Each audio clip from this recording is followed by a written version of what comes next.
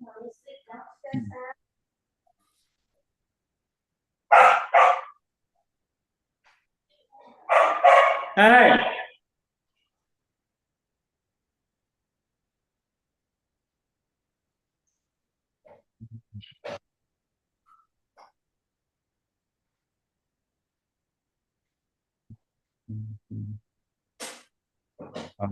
Okay, we'll start with the Mangalacharan. Om Ajnanatimirandasya Jnananjanashalakaya Chakshurunmilitam Yena Tasmai Sri Gurave Namah Sri Chaitanya Manobhishtam Sthapitam Yena Bhutale Swayam Rupa Gadamayam Dadati Swapadantikam Vandeyam Sri Guru Sri Yuddhapadakamalam Sri Gurun Vaishnavamscha Sri Rupam Sagrajatam Sagana Raghunathan Vitam Samsajivam Sadvaitam Savadhutam Paljana Saitam Krishna Chaitanya Devam Sri Radha Krishna Padan Sagana Lalita Sri Vishakan Vitamscha He Krishna Karuna Sindhu Deenabandhu Jagatpati Gopisha Gopika Kanta Radha Kanta Namaste तप्त कांचन गौरांगी राधे वृंदावनेश्वरी वृषभानुसुते देवी प्रणमामि हरिप्रिये पंचकल्पतरुभ्यश्च कृपा सिन्धुभ्यो च पतितानां पावनेभ्यो वैष्णवेभ्यो नमो नमः श्री कृष्ण चैतन्य प्रभु नित्यानंद श्री अद्वैत गदाधर श्रीवासादि गौरभक्तवृंद हरे कृष्णा कृष्ण कृष्ण हरे हरे हरे राम राम राम हरे हरे हरे कृष्ण कृष्ण कृष्ण हरे हरे हरे राम राम राम हरे हरे हरे कृष्ण कृष्ण कृष्ण हरे हरे हरे राम राम राम हरे हरे ओम नमो भगवते वासुदेवाय ओम नमो भगवते वासुदेवाय ओम नमो भगवते वासुदेवाय हरे Krishna we will continue with verse 17 from the 12th chapter of the first canto. Last week we particularly saw regarding still the episode is still regarding the Jata Karmas or the birth ceremony of Maharaj Parikshit. So last week you also saw how Parikshit was named as Vishnuratha. Today's verse is also a continuation of that. It describes the glories of Maharaj Parikshit, who was born to be a great devotee. Text 17. Tasman namna Vishnurata iti loke bhavishyati na sandeho mahabhagavato mahan. Tasman namna Vishnurata iti loke bhavishyati na sandeho mahabhagavato mahan. Tasman namna Vishnurata iti loke bhavishyati na sandeho mahabhagavato mahan.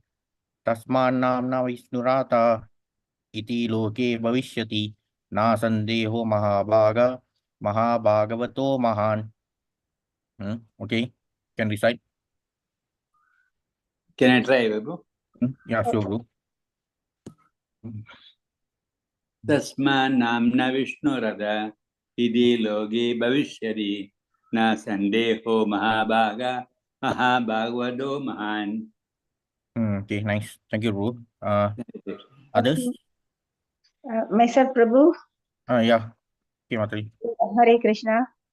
Tasman nama Vishnu Rata iti loke bhava vishyati na sauteho mahabhagavado mahan. Okay. Thank you, Mataji. Next, anyone else? Hare Krishna, sir. Hare Krishna. Tasman namna Vishnurata iti loke bhavishvati nan sandeho mahabhagavato maha. Hare Krishna. Wrong, sir. Hare Krishna. Thank you. Okay. Anyone else?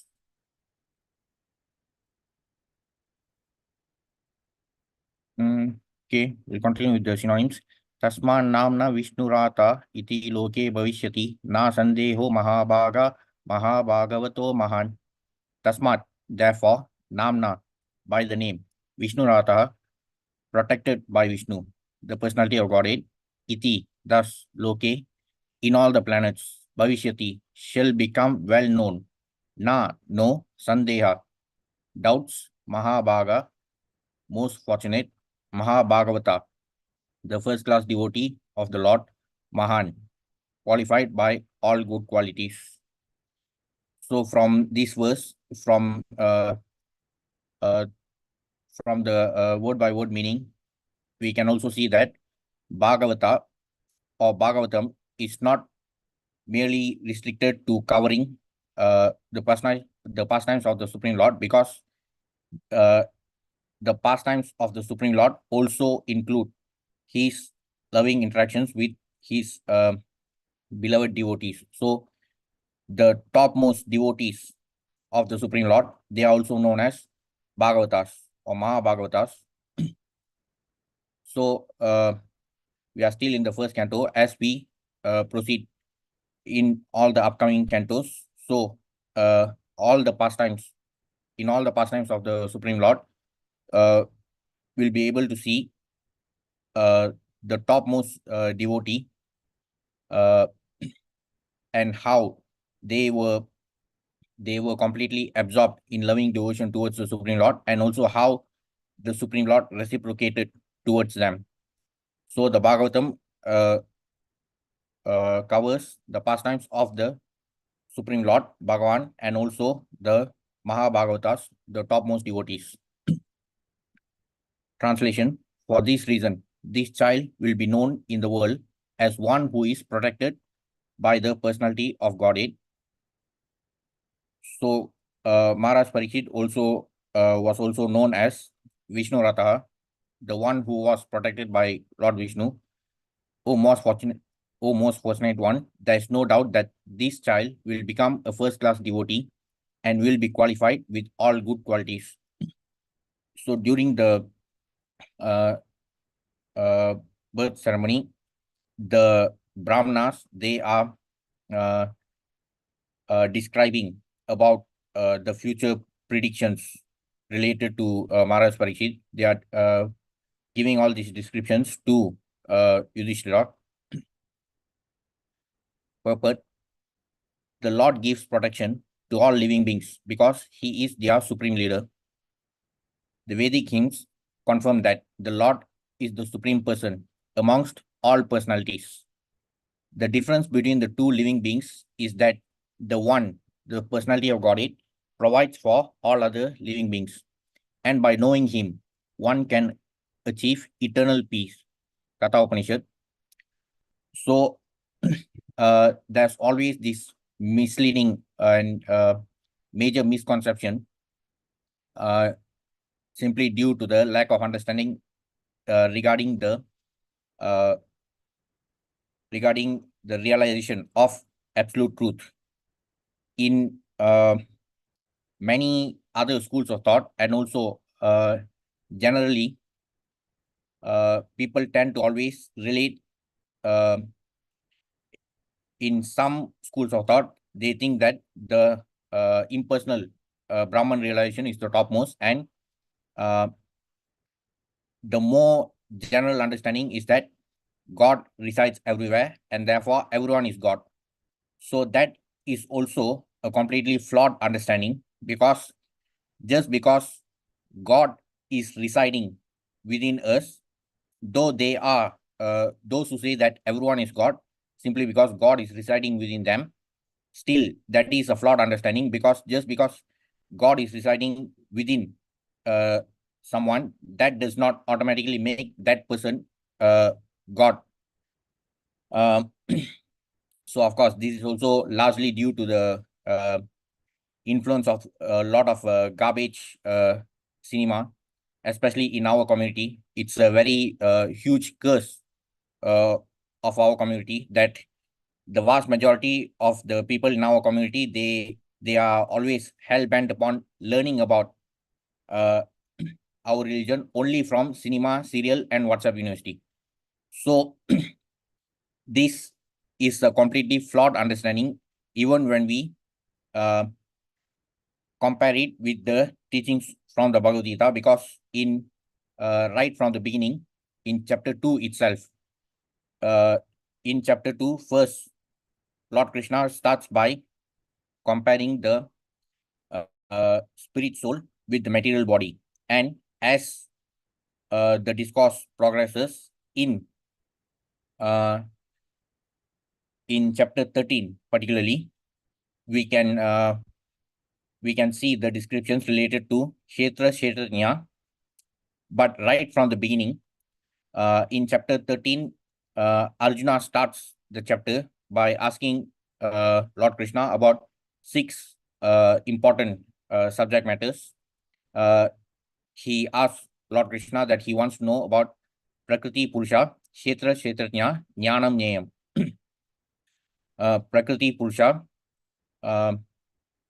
Prakriti and the Supreme Enjoyer, Kshetra, Kshetrajna, the feel and the know of the feel, Jnanam, Jnayam, knowledge and object of knowledge. So in the descriptions related to Kshetra, Kshetrajna, almost actually from the beginning of chapter 13 itself, Lord Krishna makes it very clear that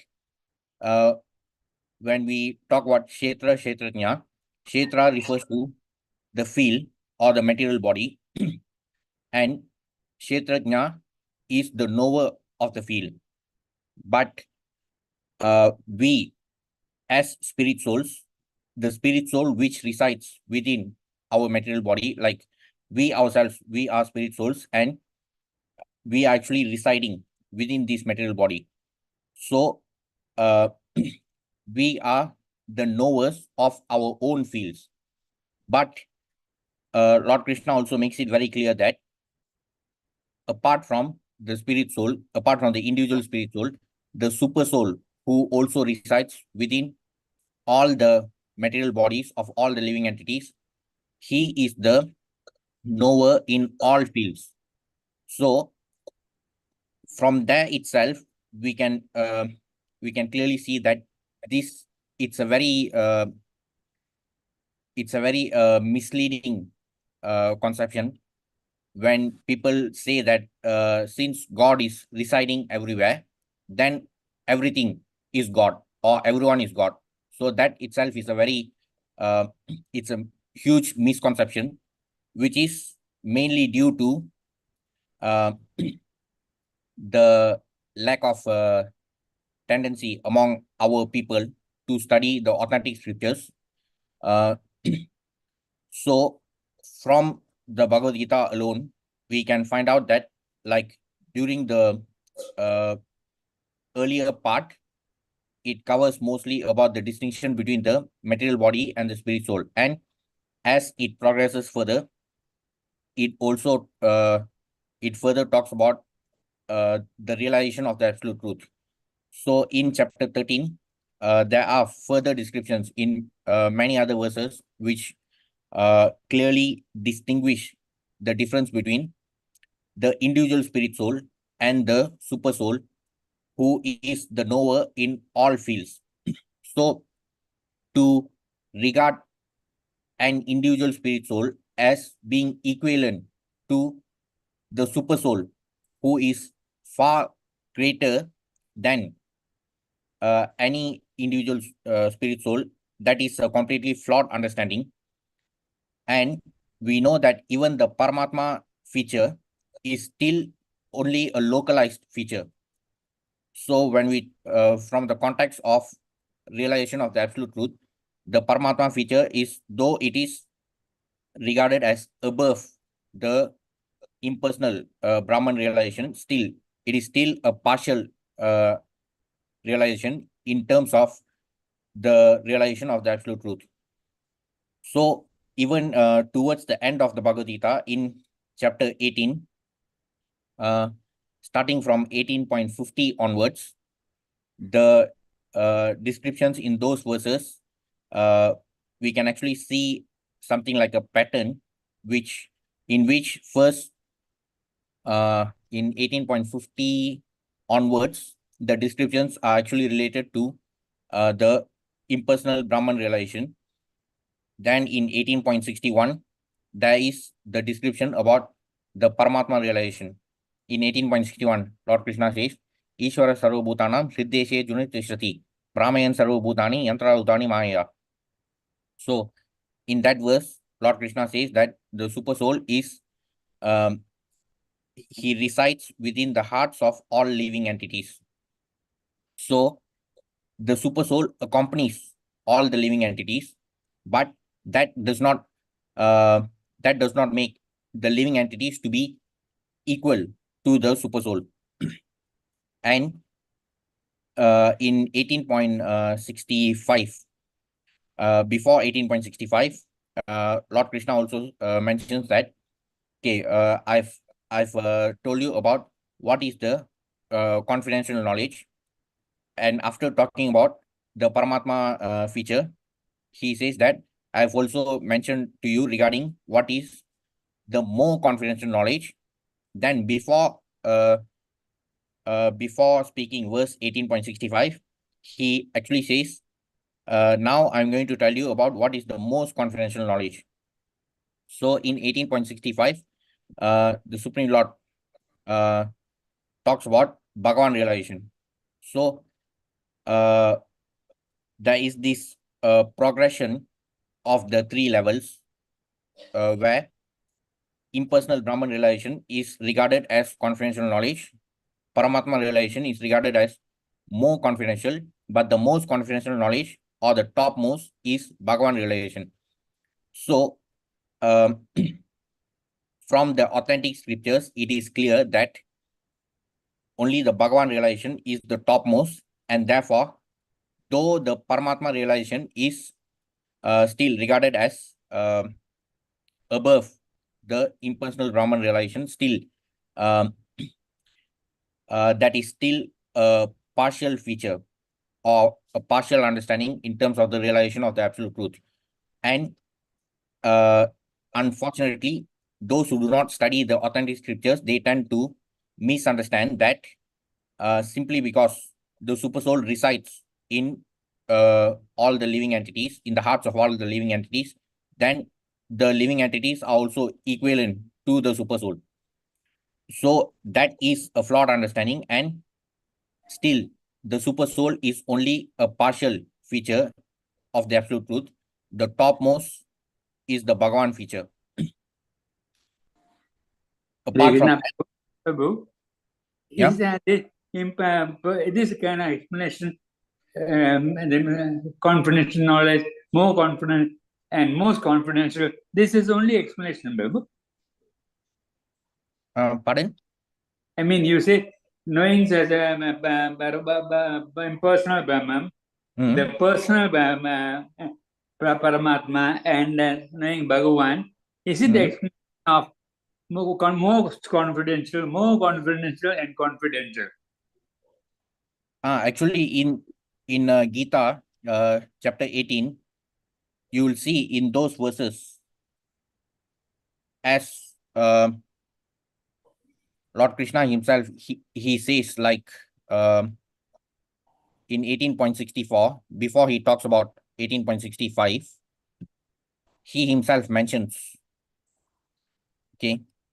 No, But, until now I didn't understand. Only now I understand. okay, in from 18.50 onwards, Yeah. it is related to the characteristics which can be observed Yeah. from a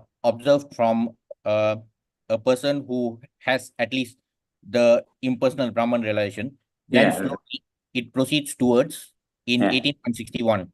Yeah. He talks about Paramatma, the Paramatma feature. Yeah. Then in 18.64, okay.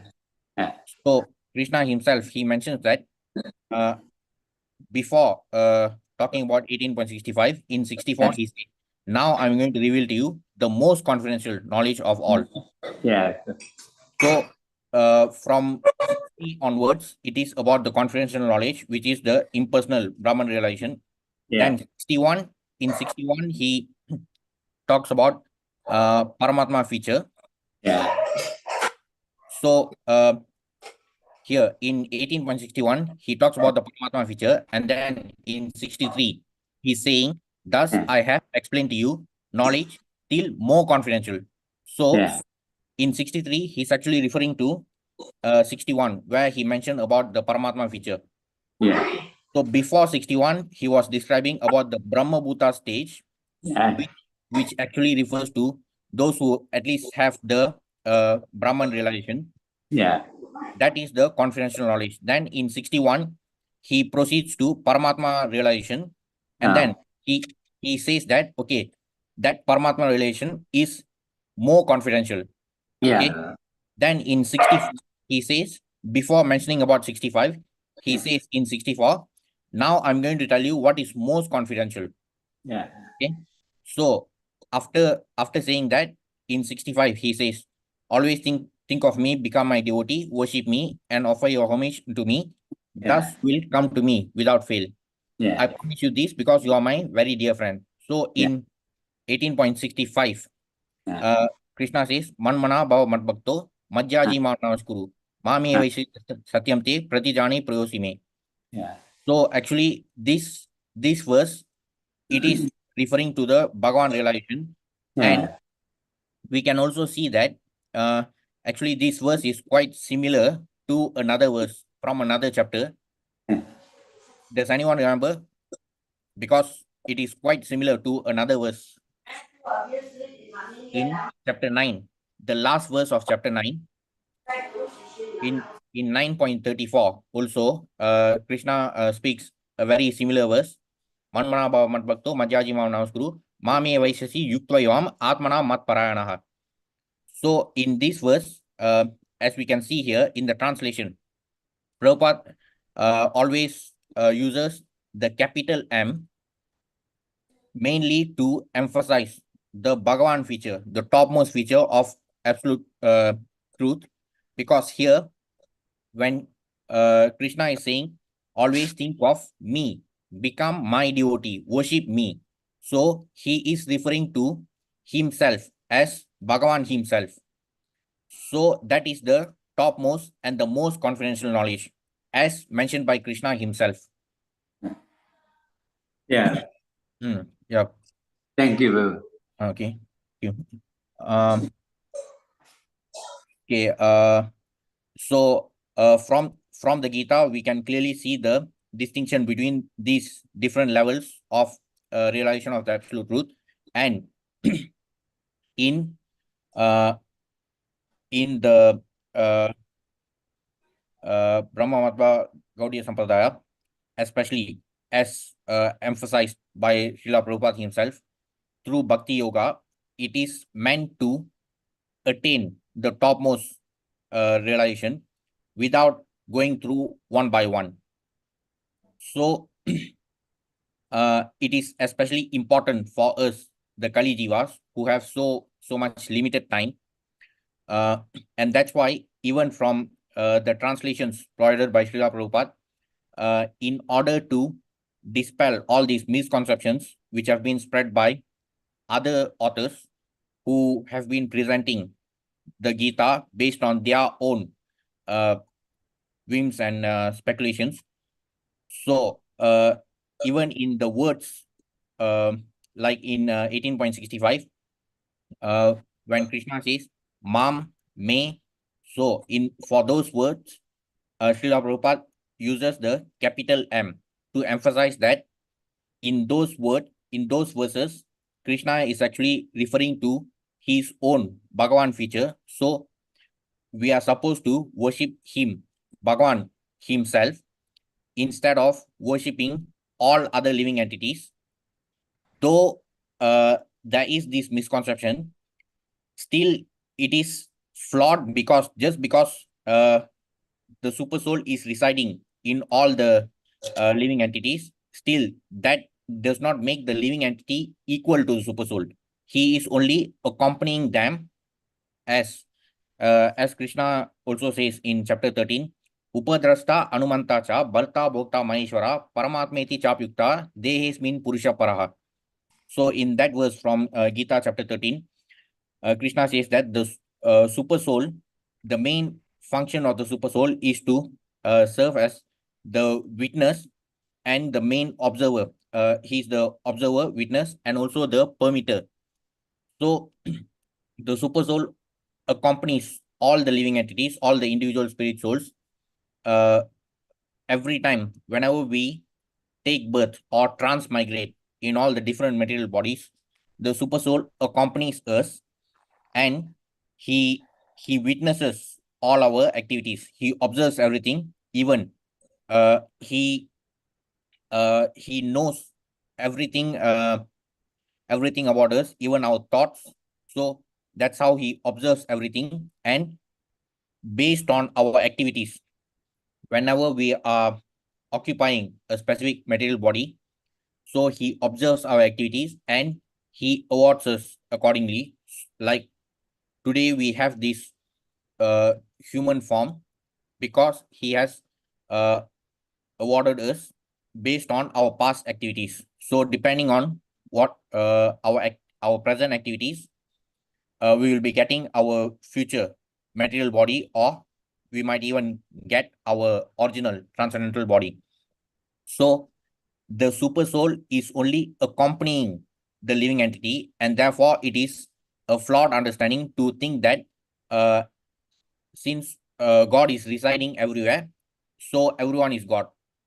No, that is a completely flawed understanding based on the authentic scriptures. And even if we take, for argument's sake, even if we take that to be true, still that only covers the Paramatma feature. Only the Bhagavan feature is the topmost, as Lord Krishna himself explains. So these distinctions are very clear when we study from the authentic scriptures. And it's also mentioned here about it's also mentioned here that the Supreme Personality of Godhead provides for all other living beings, and by knowing him, one can achieve eternal peace, according to Katha Upanishad. So in Katha Upanishad, it is actually like the other Upanishads also. It is the conversation between the Brahmana boy Nachiketa and Yamaraj. So Nachiketa gets to meet Yamaraj, and he asks a series of questions to Yamaraj. And one of the most important question which he asks is actually the final question. But Yamaraj actually keeps testing the sincerity of Nachiketa to know whether is he really willing to accept this supreme secret. So when Nachiketa asks the most important question, that is, he asks regarding whether does the Supreme Lord still take care and provide for all the living beings, even the liberated souls. Like he asks, does the Supreme Lord still control even the liberated souls after their death? So at first, Yamaraj tries to avoid from explaining that secret to Nachiketa, and he actually tries to tempt him by promising him material benefits. He says, okay, instead of asking me this question, I'll let you choose whatever material opulence you want. You can live eternally. You can have all other material opulences. So I suggest you go for that, and you don't ask me this. So Yamaraj tries to test Nachiketa, but Babu, who, Babu? pardon? Am I testing whom, bro? I can't get it. Nachiketa. Who is he, bro? Actually he's the he's a Brahmana boy who he asks questions to Yamaraj in Katha Upanishad. So Katha Upanishad is about their conversation. Okay. So Nachiketa was asking a series of questions, and the most important question is about this. He wants to know about how the Supreme Lord controls all the living entities, including the liberated souls after their death. So does he still does the Supreme Lord still control the even the liberated souls? So at first, Yamaraj tries to test Nachiketa by trying to avoid the question. So instead of answering the question, he tries to tempt Nachiketa by promising him many other material benefits. But even at that point, this is also a very important portion of Katha Upanishad, because when Yamaraj tries to promise a lot of other material benefits in order to avoid from explaining that supreme secret to Nachiketa. So Nachiketa responds by saying that, okay, whatever you are trying to promise to me, those things are completely useless, because material opulence is impermanent. It is important for human beings to understand the difference between good and pleasant. So that is also a very important section in Katha Upanishad, where Nachiketa responds to Yamaraj by explaining that he knows the distinction between good and pleasant. Whatever that appears to be pleasant for us may not necessarily be good. So it especially applies to all the material opulences in our life. Though we have, we may think that by having so many material opulences, life would be more pleasant, but that may not necessarily be good for us, because that actually takes us further away from spirituality. So we will actually be deviated from the main goal of our human life. So even in that section, Nachiketa actually he explains to Yamaraj about why he rejects the offer of Yamaraj when he tries to tempt him with so many material opulences. So Nachiketa was completely determined to get the answer for his question, and that's when Yamaraj explains about how even after that, the Supreme Lord still continues to be the provider for every living being. Even the liberated souls are still subservient to the Supreme Lord. So even from that conversation, the verdict is that the Supreme Lord remains supreme, regardless of whether the living entities are conditioned or liberated. So this can also be found in the Gita. The similar points can also be found in the Gita in chapter 15, particularly from verses 16 to 18. So in those verses from chapter 15, in verse 16, Lord Krishna says that in this he says that there are two types of living beings, fallible and infallible. So all the living beings who are in this material world, the conditioned souls, are all the fallible beings, and those who are in the spiritual world, meaning the liberated souls, are infallible. So we, the conditioned souls, we are still inferior to those liberated souls who are residing in the spiritual world. However, he continues to explain that the Supreme Lord is transcendental. He is beyond both the fallible and infallible. And that's why he is celebrated as Purushottama. So in the material world, the conditioned souls are fallible living beings. In the spiritual world, the liberated souls are infallible. Still, the Supreme Lord, who is the source of both the spiritual and material worlds, so he transcends everything. He is transcendental to both the material and spiritual worlds, and therefore he is known as Purushottama. So Gita chapter 15 itself is titled as Purushottama Yoga. So what Lord Krishna says in Gita chapter 15, it is also quite similar to the salient points from the conversation between Nachiketa and Yamaraj in Katha Upanishad.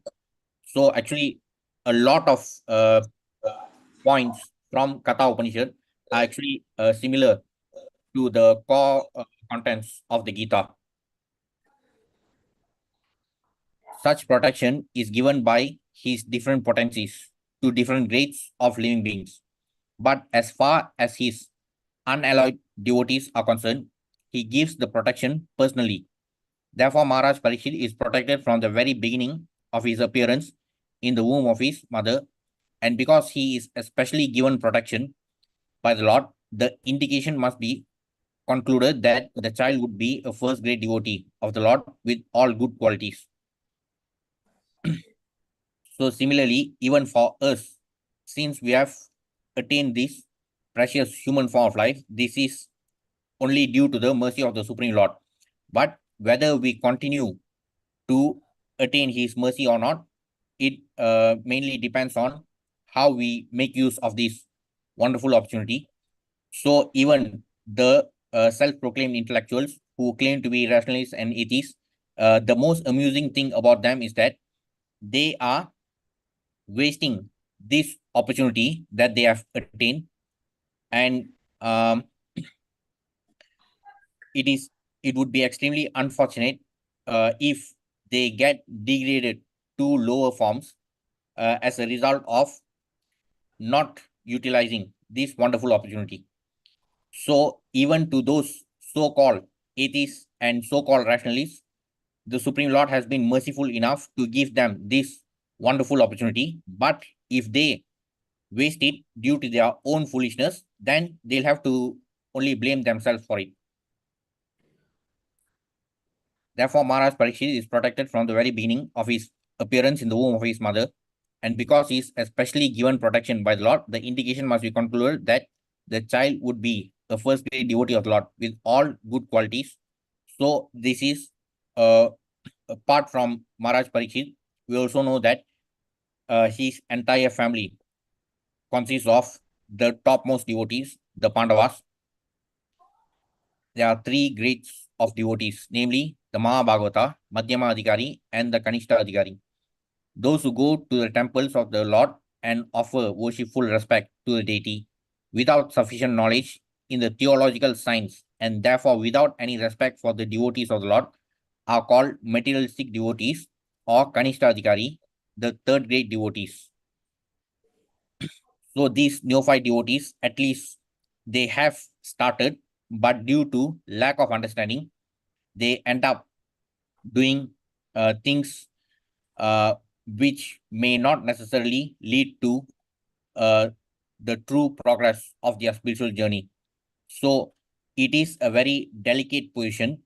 They are actually in a very vulnerable position where they may get easily deviated.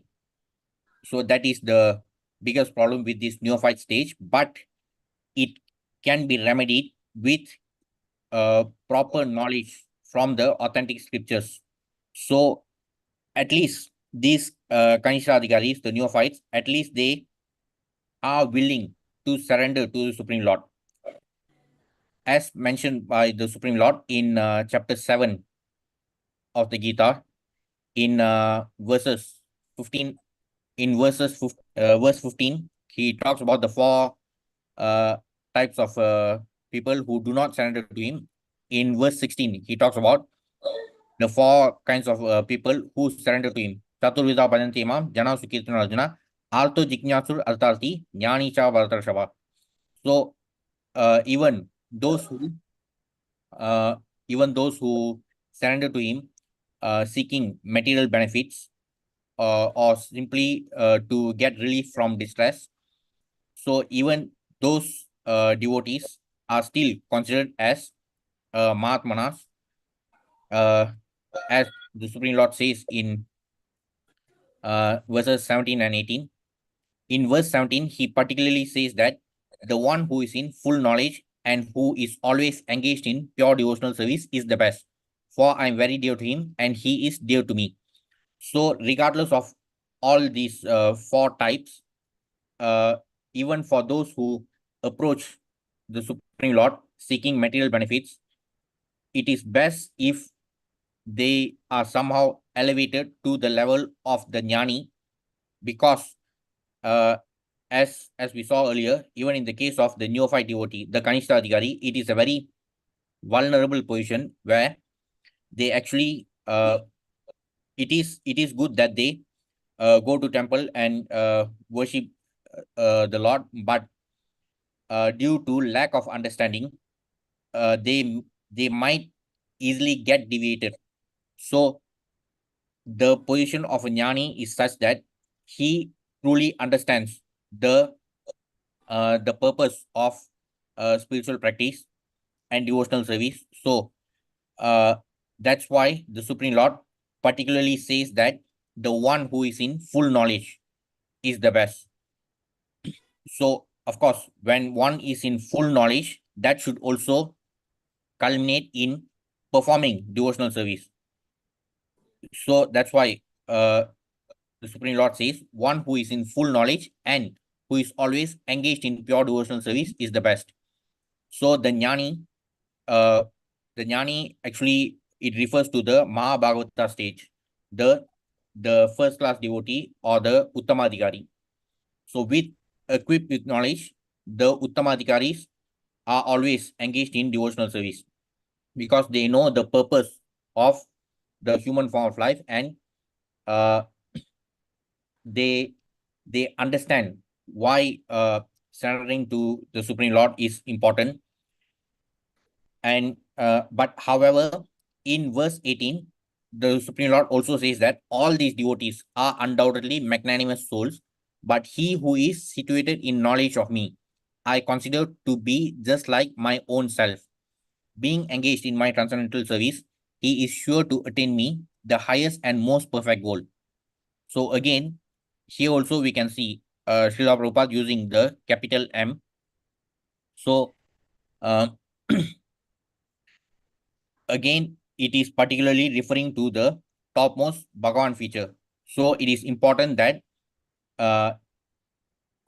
for all the four types of people who surrender, they should ultimately surrender to Bhagavan Krishna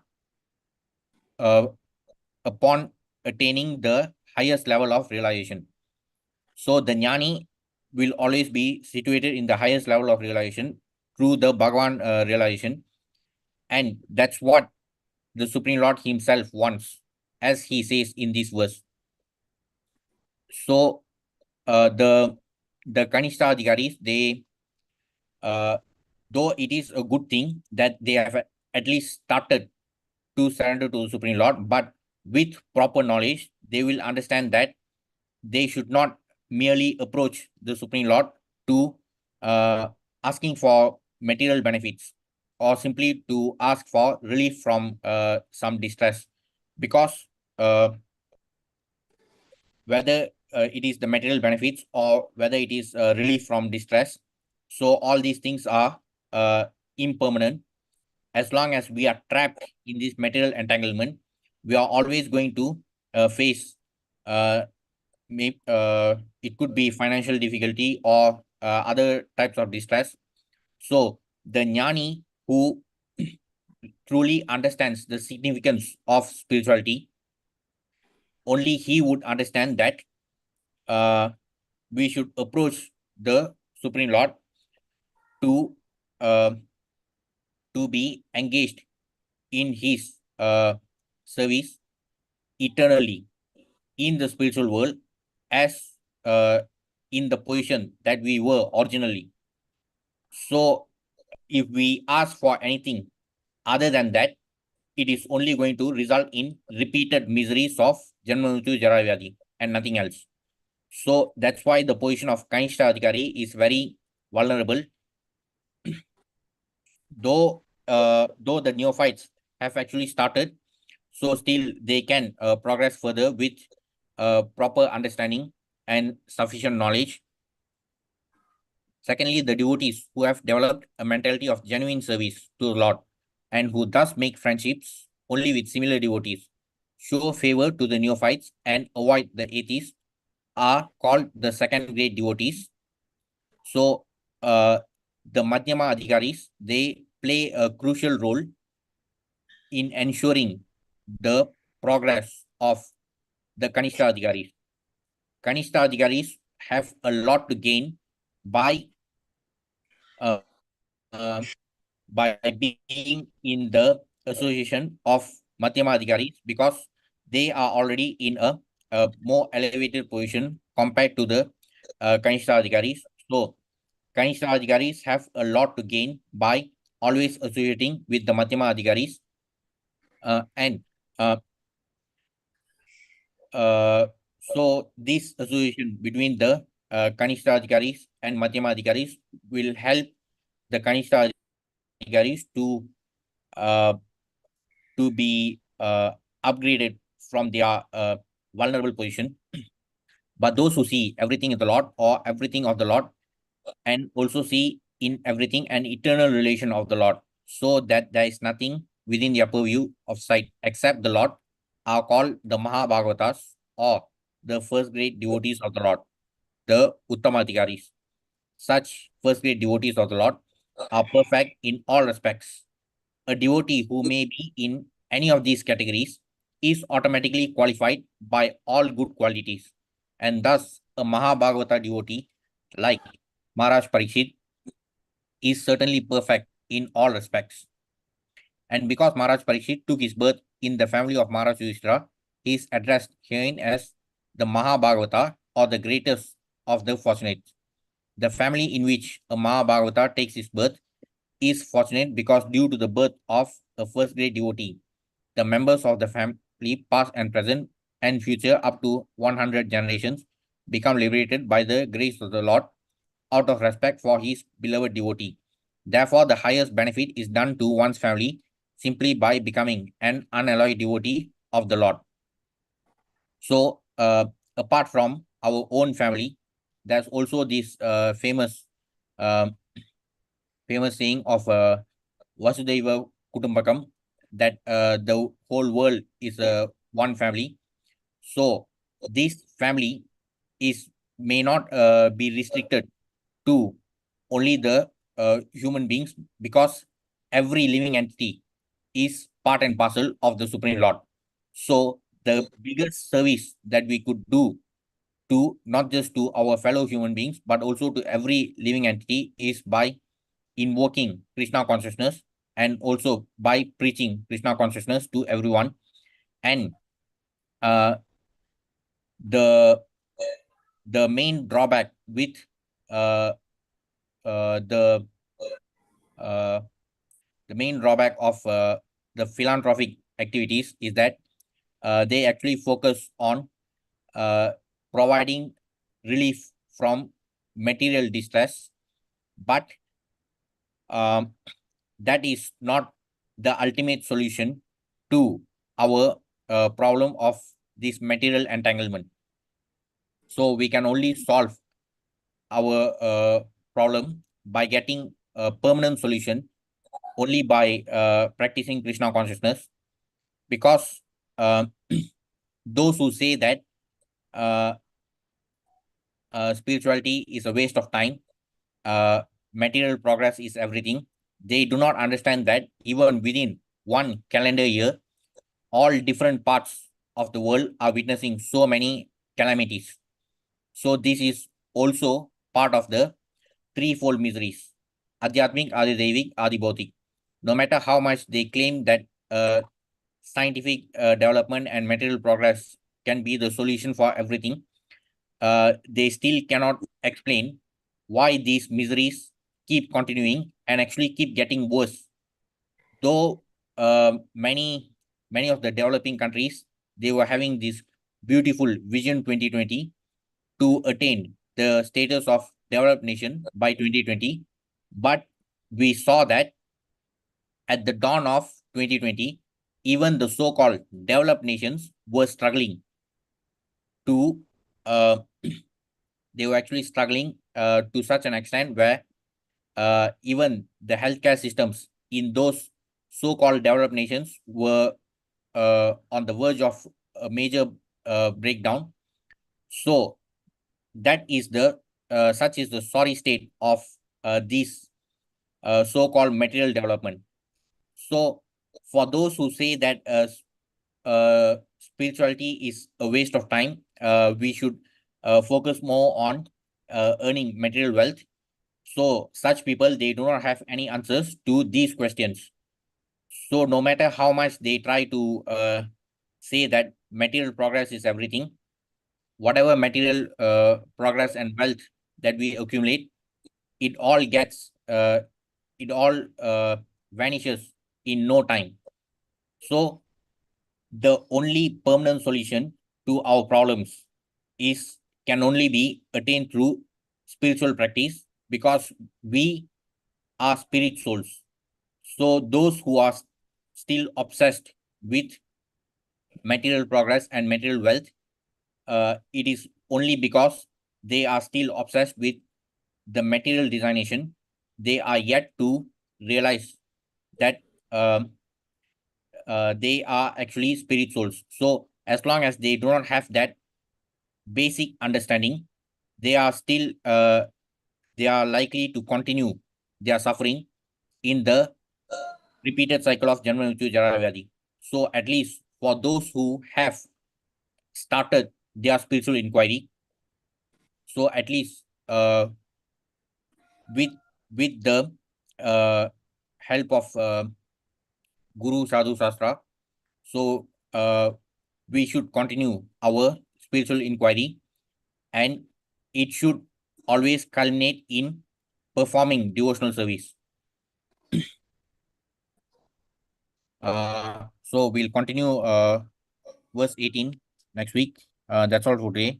Any questions or comments?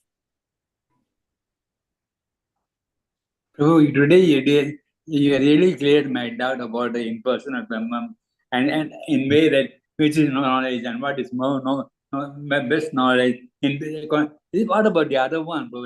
Then Lord says the Naradama, those who are atheists, some people work very hard. Is there any classification for this in simple words? For you mean verse 7.15? Yeah, God says those who work very hard like asses for little benefit, and those who know Krishna but they still don't want to serve him, and then the atheists and all that. Have any small, easier definition? Well, it is just due to their ignorance, because like we have also seen from our small book reading session, we are reading the book Beyond Birth and Death. So it is also stated in that book that the very first step for self-realization is to realize that we are spirit souls. So all these people who claim to be intellectuals, they always deny the existence of God.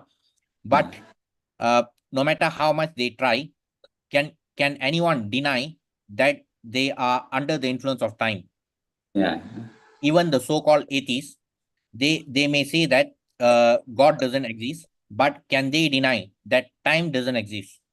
Yeah. No, because in this material world, we are all, this entire material creation is under the influence of time, and that's exactly what makes this place Dukkhalayam. So Krishna himself says in chapter 11.32, Kalosmi Loka Shaikrit Pravurdo. So in that verse, he says, time I am. And also in chapter 10, also in several verses, he talks about how time is the subduer of everything. Yeah. So even for those people who deny the existence of God, they cannot deny the influence of time. And what they fail to understand is that the more they waste the whatever limited amount of time they have running behind material progress or so-called material wealth, they fail to understand that everything vanishes in no time. Like even in any wealthy family, if one person becomes ill, that family, though they are so wealthy, they cannot live a happy life with all their material wealth. And I think I also spoke about this in one of our small book reading sessions. I also spoke about the Telugu actor. His name is Mahesh Babu. and in the year 2022, 3 of his family members, throughout the whole year, he had to witness the demise of three of his family members. So we know that these cinema stars, they are so wealthy, but even they cannot use their material wealth to bring back their loved ones. So as long as people are so obsessed with the material designations, they will fail to understand these real problems of life. So our real problems is all due to birth, death, old age, and disease, because that is the main problem for the conditioned soul. So as long as we fail to realize ourselves as spirit souls, then we will also fail to realize our true problems, meaning what is the problem faced by the conditioned soul. So as Krishna himself says in 7.15, Navam Duskritno Muda Prapadyanti Naradama Maya Partanyana Asuram Bhavamashrita. So not just the Mudas, even those who may be knowledgeable, who may have so-called scholarly knowledge, even they fail to understand because their knowledge is taken over by illusion. So that is also a problem, but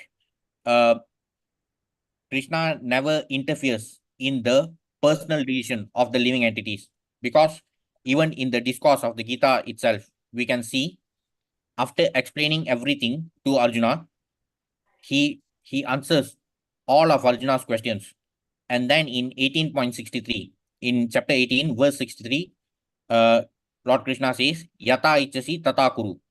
He answered all the questions of Arjuna, and then he says, I have given you all the knowledge that you need to know. Now you decide what you want to do. So of course we can convey this transcendental knowledge even to the atheists, but ultimately it is their choice. Though they know that they are suffering, they know that they have no question, they have no answers to all these real questions, but still their ego does not allow them to admit the truth. But of course, if they continue to waste their time, their limited time, so they may not get the wonderful opportunity that they have attained now in this life. Thank you, Prabhu. Yeah, thank you. Anything else? Okay, thank you. We'll meet again next week. Thank you. Hare Krishna. Hare Krishna, sir. Hare Krishna, Prabhu. Thank you, Prabhu.